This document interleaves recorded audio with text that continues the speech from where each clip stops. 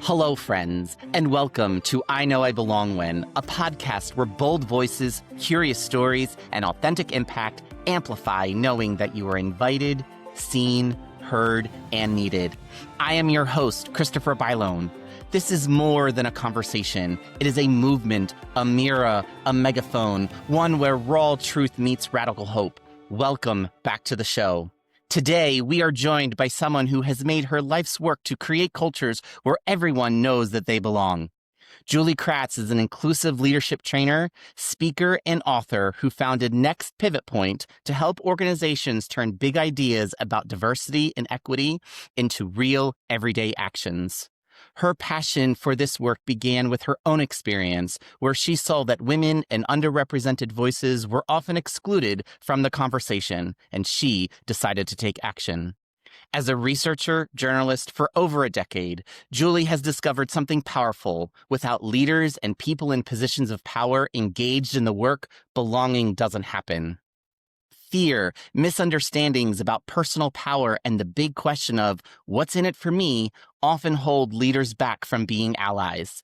This is why her latest research and book, We Want You, an allyship guide for people with power, focuses on engaging those with power as allies, offering an intentional invitation and step-by-step plan for meaningful action. She is also the author of books such as Lead Like an Ally and Allyship in Action, and hosts the Diversity Pivot podcast. Here's a fun fact. Julie is a proud mom and a former corporate leader who pivoted her career to follow her purpose. I cannot wait to dive into this conversation and hear her take on what it takes to make belonging really happen. Welcome, Julie, to I Know I Belong When. Thanks for having me. Well, thank you for being here. So, Well, Julie, go ahead.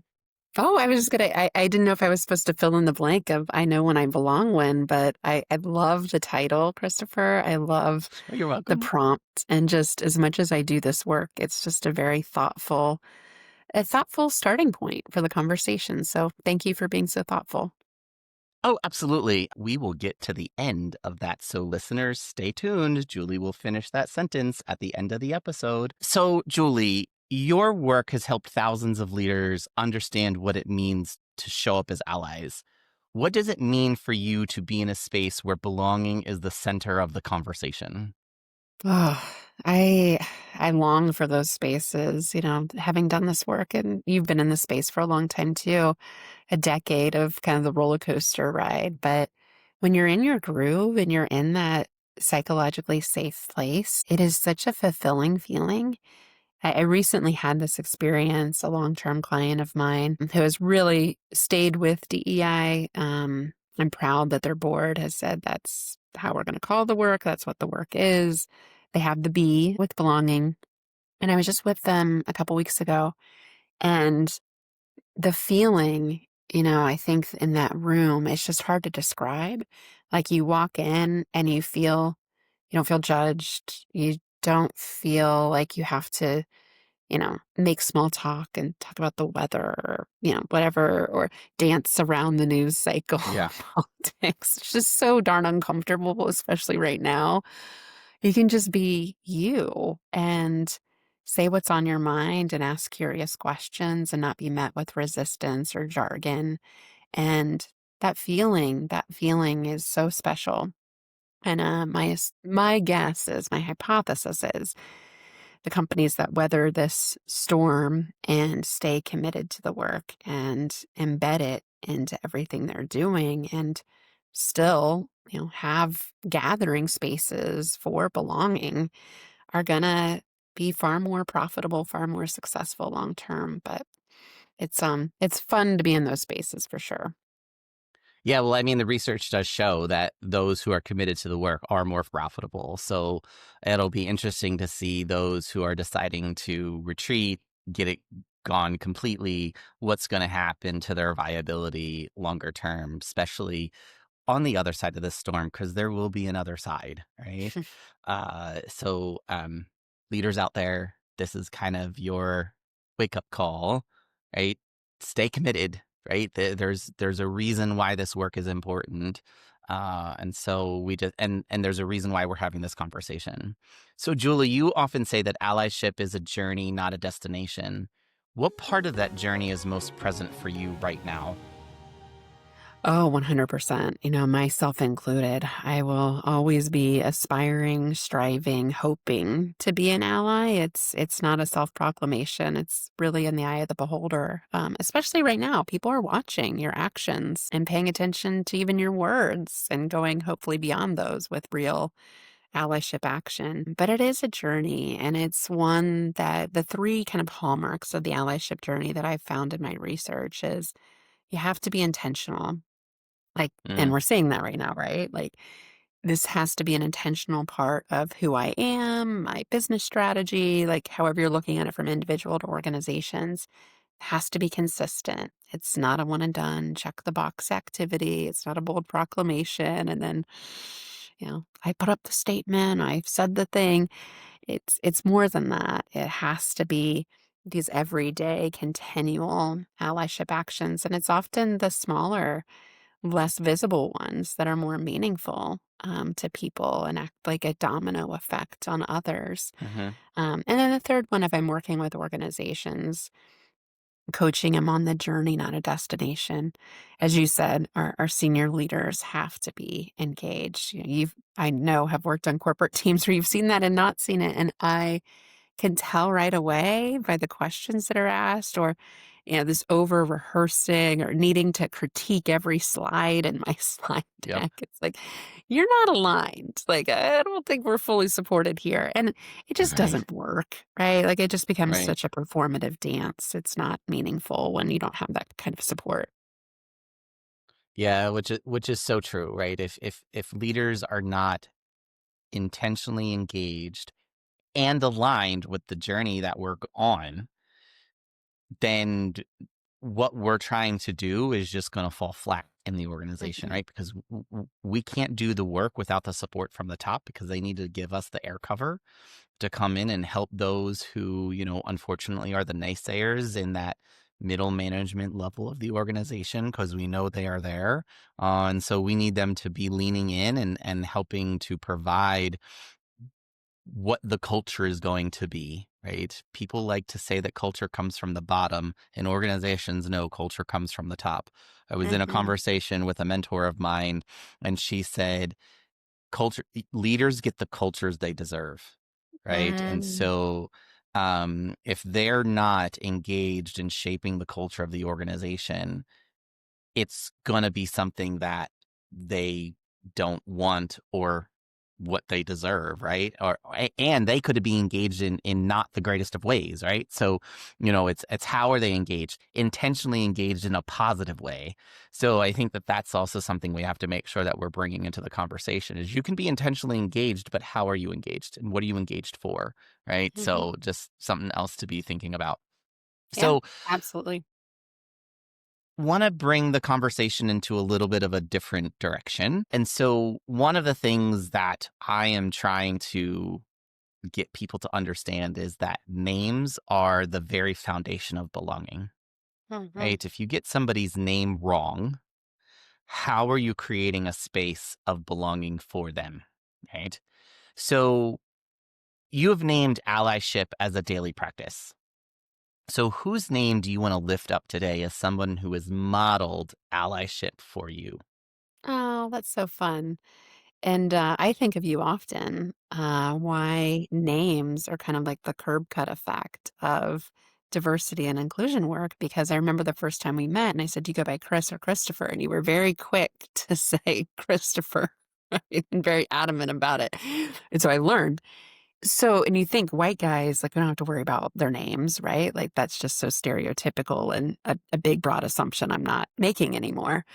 But we think it just benefits, non-native English names, and it benefits everyone to be called the correct name. I know my maiden name was awful and mispronounced all the time, and it made me feel inferior having to hmm correct people all the time.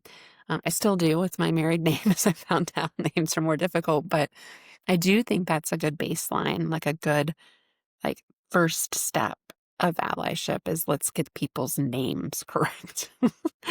And so with that, who I'd like to lift up, I have my current mentor. Sounds like you've got a great mentor too. His name is Ray, and he was so kind about a year ago, Indiana University, where I'd studied and gotten my MBA, 15 years ago. He was a faculty member then. And so a year ago, a position came available to adjunct teach. And he said, Julie, you're the first person I thought of. It's an inclusive leadership class, like totally your genre. So I jumped in. I screwed up some things, as most people do their first semester, and he observed the class and gave me some pretty strong feedback. And I tweaked, I modified, and I knew he was telling me what I needed to hear, not what I wanted to hear. So I Yeah. often use Ray as an example of kind of like all the different allyship roles that I've studied. He's been a mentor, giving me advice. Hey, don't do this. I made this mistake. Don't do it either. He's been a sponsor, like mentioning my name in rooms where I'm not, and now getting Mm. me in full time to teach. To the consistency and intentionality piece, he's been an advocate, like advocating for me, with me, helping me through challenges. A coach, most certainly, like a great skilled coach, that self-discovery lens and giving space for me to self-discover. And challenger, like he's a great challenger as well with that whole like, hey, I saw this, like you might want to work on this, or hey, here's an idea. Um, I struggle with structure. And so that's one of my weaknesses that I have to work on as a professor. I It's just me in class. I don't have like support and people like I did in my business. So I have to be all the things on, and Right. he's helped me see that, which is really helpful. Well, that's great. That's wonderful. Well, Ray, if you're out there listening, thank you for what you do for Julie, because that's really important. So, how do you navigate the responsibility of being named as an ally while also holding space for accountability? Oh, I know. That is such a tricky dance between accountability and space making. And I think when you lean in to allyship and whatever you want to call it, I mean, right now, if you call it mentorship, sponsorship, like those are flavors of allyship. I think of allyship as an umbrella term. Mm. But if you're willing to lean into it, and I think just a really basic example is, hey, I recognize, I mean, this was me in corporate 12 years ago. All my mentors were white women, presumably straight, cisgender, non-disabled. And so I could have really benefited from mentoring and being mentored by people that were different from me. Many people, I'm sure that are listening to this podcast, can kind of look in the mirror and be like, oh, shoot, maybe I am surrounding myself with people like me. But the dance to it, when you lean in, mentor or even sponsor, which I would argue is really underutilized, putting career collateral on the line for somebody else that's different than you, there's a perceived larger risk. I would argue that risk is kind of in our heads, but it feels Hmm. harder, you know? Yeah. If I know someone really well and they remind me of me and they do all the things and are interested in all the things I'm interested in, it's a heck of a lot easier for me to advocate for them and be like, yeah, you should definitely consider them for this role. But when they're different, from a different country, have a disability, neurodivergent, person of color, that angsty feeling is very real of like, oh, shoot, like, I don't know. I don't know. And that's Yeah. just our natural bias coming into play. There's probably not a lot of truth behind that. So I think the accountability piece, Christopher, almost did Christopher. Um, I think the accountability piece is when you do lean in and bumble and stumble, like you absolutely will, and you have those doubts or biases creep up and maybe even come out of your mouth or show up in your actions. Be ready to be coached. Be ready to be called in. Like, it's not a bad thing. I've had people do that to me, and it's like, oh, wow, they must really care about me to share something with me that I can't see or haven't seen yet in myself. And I think Or if we just apologize and move on, right. right? Like, own it. Right? Like, Like, don't sometimes don't make it about yourself, right? Just like, hey, I just made a mistake. I'm sorry. And then you keep the conversation moving forward, right? Because yeah, it's not about you as a person. It's about making sure the people who you potentially impact recognize that you understand what you just did. You're holding yourself accountable. And that's part of the journey. That's part of the Right. work. Well said.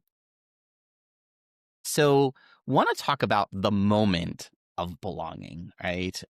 Can you share a moment when you felt fully seen, not just your experience, but your lived experience? And how did that moment matter to you? Oh my gosh.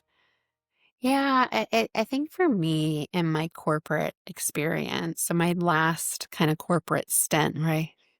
Last time I tried to force myself into the corporate box that just couldn't quite fit. I was in consulting in all industries, agriculture, which you can imagine the demographic, like the stereotype is very real. And as a young white woman that had not grown up on a farm or went to ag school, I was not taken seriously at all, right? Like this, I would literally be told, like, you remind me of my daughter. I would have weird behavior, like them taking like their coat off, like at dinner to like give me their coat, like we were on a date. Like, no, I'm not here as like, I'm here as a business person like you. So, given that environment, like the feelings of belonging were kind of fleeting, Christopher. Like they didn't Mm, happen that often, but I can tell you when it did. And one of the moments was when one of my really incredible allies, like Ray, his name is JT, he was the mirror, the challenger, he was the mentor, the sponsor, the advocate, the whole deal, which is very rare that I had two great white guy male allies. But JT, I remember sitting in his office one day and he had happened to hear me like facilitate a conversation because one of our senior, big ag guys wasn't available. And so I stepped in and he said, Julie, like, you're a great facilitator. It's like, what? No one like me facilitates, right? I don't have gray hair. I didn't grow up on a farm. Like, I'm not a man. This isn't like, do you not see this? And he's like, so I saw you do this. I heard you say this. I got the client feedback about this. Like, what's wrong? Like, why can't you do this? I was like, shoot, you know? And that changed my life. I mean, I wouldn't be mm, doing what I do now had someone not put that mirror up and said, hey, you're a great facilitator. And as much as I speak and coach and teach, facilitation is really where I thrive. And someone mm. to recognize that early in my career when I couldn't see it in myself because I was surrounded by, kind of imposter syndrome because of how I was Yeah. conditioned by environment. It was really powerful. And I'll continue to like give him accolades today. And he was like, Julie, it was not a big deal. It was obvious. Like, no, it was a very big deal. It was, allies are often too humble for their own good, but we do need to recognize our allies so they know what approaches are working, and what maybe aren't working so that they can adjust Yeah. along the way too. Yeah. See, so you've mentioned working in a male-dominated industry. So, how did your early experiences in that environment shape your understanding of visibility and voice? Yeah. Yeah, it was. I mean, it was financial services, consulting. I went back to school to get my MBA. And, even back then it was like 75% dudes. Um, and so every kind of career pivot I had, I started my career in construction too. So as you can imagine, it was like the weirdest thing, Christopher. Like I graduated in 2004 from college and Caterpillar recruited me and very thankful, great company, got a lot of really solid experience. But as you can imagine, super white male dominated. And so I literally, when I walked into the first day of work, I was raised by a feminist, a single mom, and she's like, Julie, like we figured this all out. It's all good now. Like you don't have to worry about that stuff from women's studies class. I was like, hmm. I remember crossing the threshold my first day of work, just the sea of men and me. You're like, hmm, why did my mom lie about this? I'm not sure what I expected. This is weird. And I wasn't prepared. And so Mm, now we know, like, actually to tell women, to tell people of color, like, it is going to be viscerally, you're going to feel like you don't belong because of you're paying attention to the cues that you're the only one like you in the environment. But here are some things you can do. Be prepared. And so that's actually, I've kind of switched my approach from my wonderful mother, who's a great ally, with my daughter Jane, who's 11 now, I point things out. Like, did you see that microaggression? Did you notice that Mm, happen? Like, this is going to happen. See how she was underestimated as a woman. I'm also big on sports because there's a very high correlation between female athletes and leadership later in life. Like, so I think just to circle back to, how to respond to this, we know we know that the workforce is going to be majority people of color in like the next 5 years.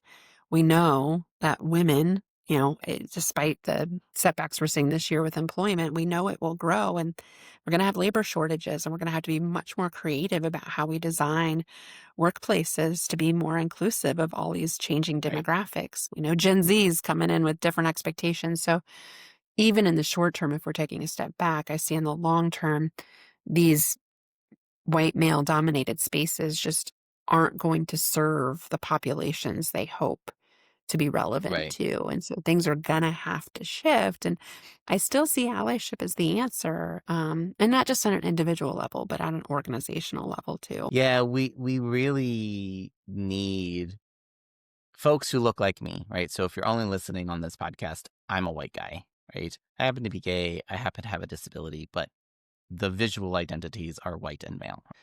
And so those who look like me need to lean into this conversation, right? We need you part of this conversation. This is not, you can't stand on the sidelines anymore.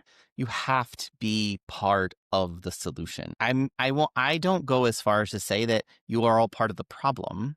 You're part of the solution. Yes, a system has been designed to give you a lot of privilege in this society.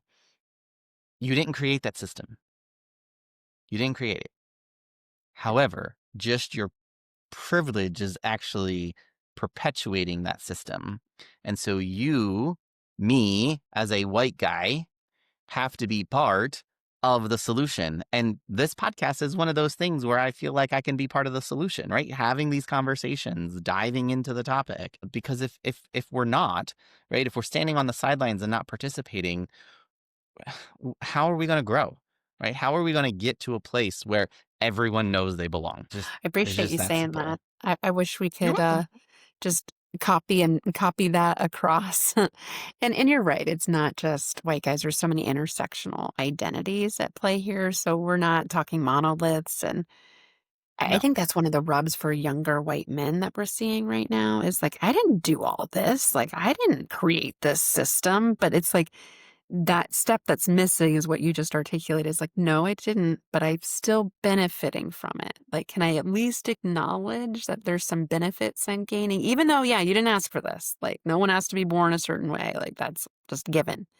But can you still see how my experience is different than others around me? It's just that little dose of curiosity, like just a tiny little dose of like, I wonder if she was treated this way. I wonder if they were included this way. I wonder if they got that kind of feedback. Like, I wonder, I'm curious. Like, and once Yeah. I've noticed, like, once you just put those like vibes out there, like, life serves you a lesson. It does. It does. So great conversation up to this point, and we've been talking a lot about the positives about belonging. However, it would not be an unfiltered conversation if we didn't talk about the other side when people know that they don't belong. Mhm. So you've written about the discomfort of allyship. When was there a time when you felt like you didn't belong, and how did you move through that experience? Yeah. Yeah. Well, I mentioned my first day in the corporate space. That was like the most like visceral one I can remember. But it happened other times, Christopher. Like I remember, and not to like poo poo on Caterpillar, because again, I had a great experience, like wonderful company, lots of opportunity for inclusion, like many companies. But I remember an experience I had in that first year, and it was there was a hurricane and I Mm, worked in logistics. And so one of the really pivotal roles for your career, and this was well articulated through the company, which I appreciate, is an operations role. And there happened to be this hurricane that really devastated one of our distribution centers in Miami. And I was in a logistics professional development program where we rotated around, and there were like 12 other men and me. And they said, well, we need volunteers to go down to Miami and help clean up. And thinking, hey, this is an operations assignment. I'll get to be helpful, like great career exposure in your first year or two. And I was like, yeah, I'll come. And I remember my manager just very bluntly saying to me, oh, you can't because you're a woman and everyone needs to room with someone else in the hotel room and we can't put you with a man. I was like, well, one of the men in the program is my roommate currently, so we could easily share a room if needed. I mean, it's kind of weird, but we're willing to do that. And she just said, no, I just don't think it's a good idea for you. Like, you should stay back and like wait for next time. There's some weird things that happen with women in distribution centers. I was like, what? Like, I was like, this is What? 2004. Like, what are we talking about? Oh But my this God. benevolent sexism, because and then she proceeds to tell me about some sexual harassment episode that happened to her. And it's like, oh my gosh, like what is happening? Like I'm being prevented from being helpful to the organization and getting career experience that you all have told me is like pinnacle to your like career Yeah. succession. And all of my peers in competition for future jobs just got this opportunity. So I think that was the first day I was like, I don't think this is for me. I played along for like another few years, but it just, people remember those scars, like you said, of Yes. just like, I don't belong here. They don't want me here. They don't believe in me here. Like they think bad things are going to happen to me. Like that's not the kind of place I want to grow a career. No. No.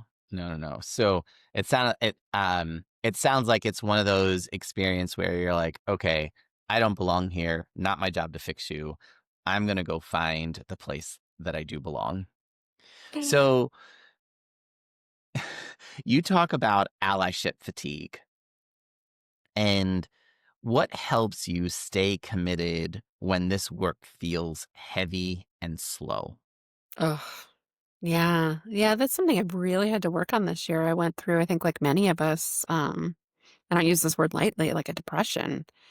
Mm, It was a really hard mental health year. And so it's funny, you go away from the things you need when you need them the most. So I'm a big yoga person. I'm a big walk and hike person. I like to ski. I like to kayak.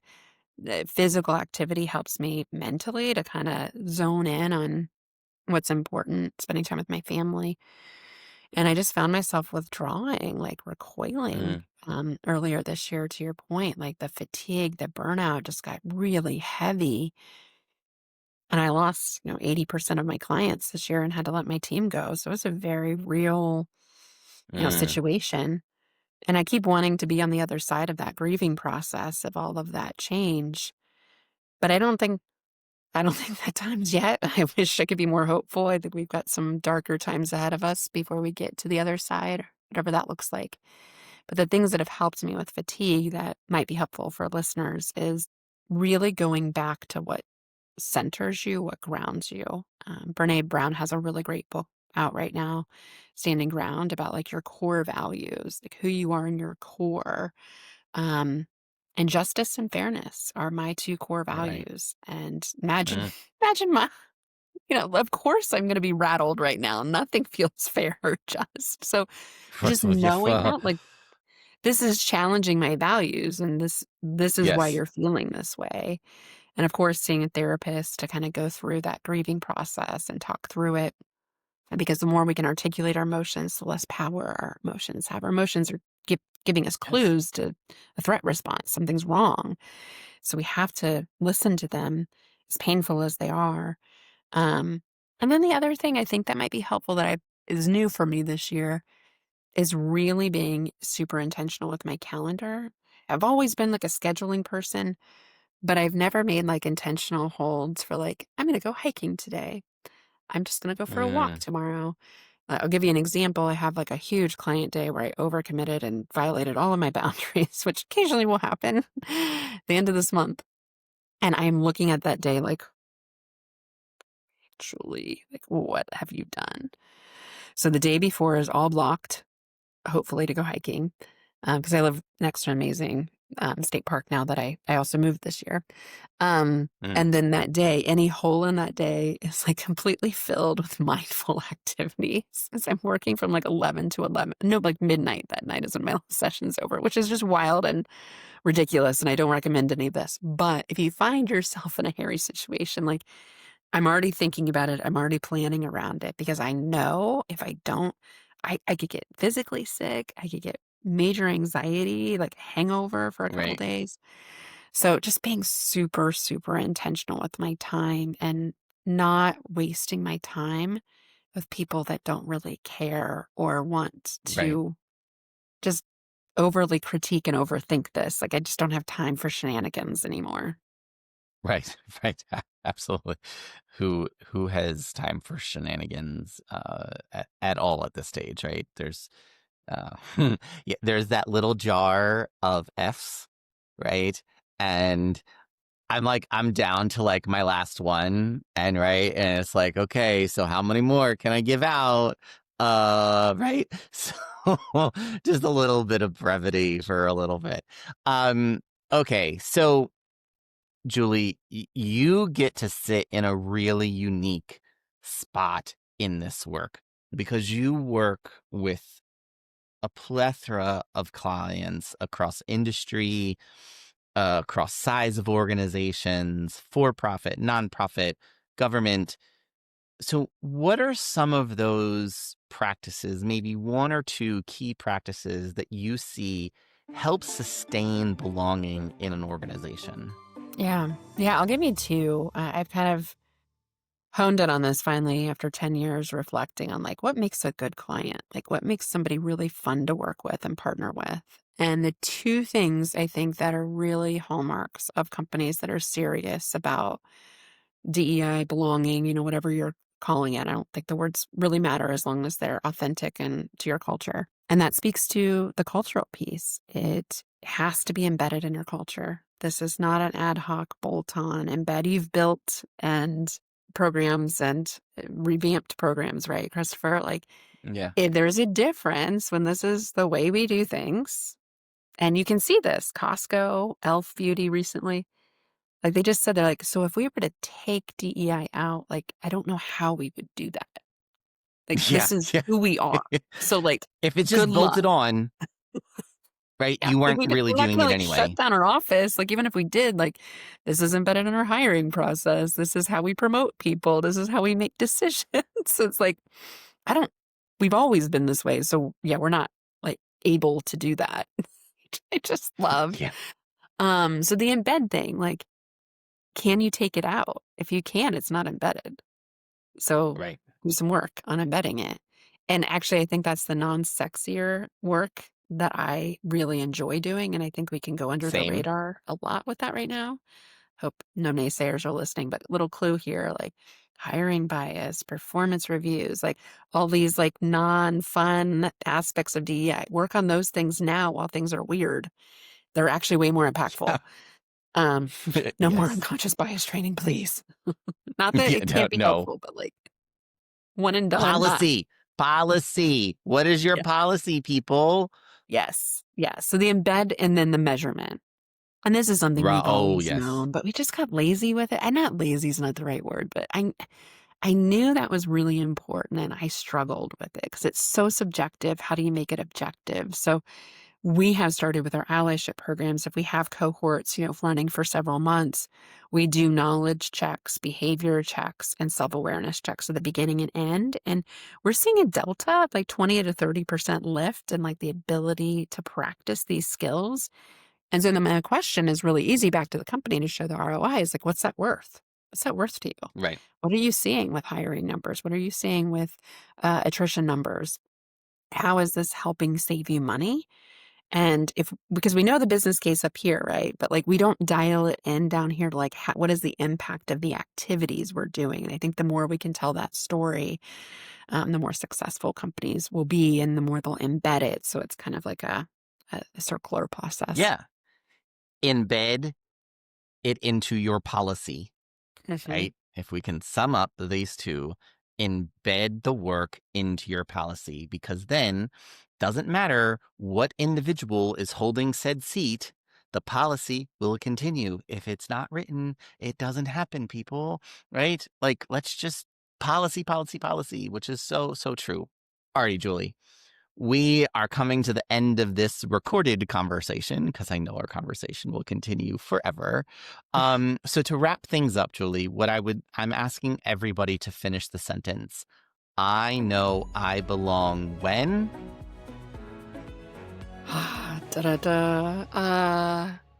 When my voice really matters. And I Mm. really feel heard. I mean, it goes back, I use this tagline in my business. We facilitate experiences so that everyone feels seen, heard, and belongs. So those three all kind of light me up. And at the core of it, it's like my voice matters. Like people care what I have to say. Oh, that is so, so strong. So strong. Thank you, my Mm. friend. What a pleasure this has been. And a great reminder that belonging is not a destination, it is a practice. And it starts with listening. Friends, if this episode challenged you to move outside of your comfort zone, please follow the show, add a comment about what you will do to champion belonging today. Thank you for listening, and know your bold, authentic self is welcomed, valued, and loved. And until next time, remember, you belong here.